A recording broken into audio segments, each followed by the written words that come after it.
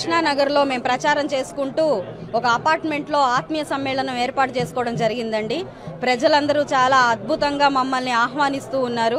మన ప్రభుత్వం ఎప్పుడు వస్తుందా, ఈ అక్రమాలకి అరాచకాలకి ఎప్పుడు దూరం అవుతామా, ఈ అబద్ధపు రాజకీయాల్లో నుంచి ఎప్పుడు బయటపడతామా అని ప్రతి ఒక్కరు ఎదురు చూస్తున్నారు. ఈరోజు అఖండ హారతులతో నన్ను ప్రతి చోట ఆహ్వానిస్తూ ఉన్నారు. విజయం మనదేనమ్మా అని చెప్పి ఘంటాపదంగా ప్రతి ఒక్కరూ కూడా చెప్పడం జరుగుతుంది.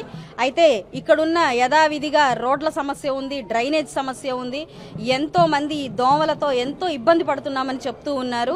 కాలువలు అలాగే పూడికలు తీయకుండా నిలవ ఉండిపోయిన పరిస్థితి కనపడుతుంది.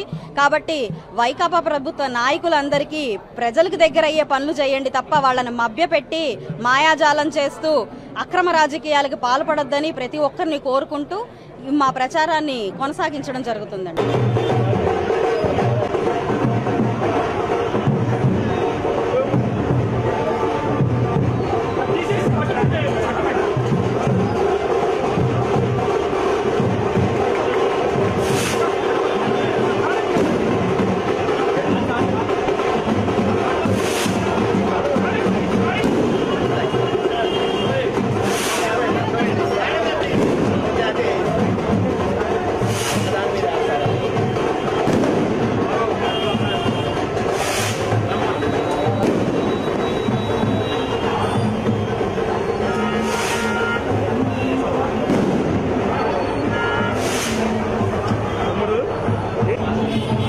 టిఫిన్ చేయాలి మేడం రోజు ఇక్కడ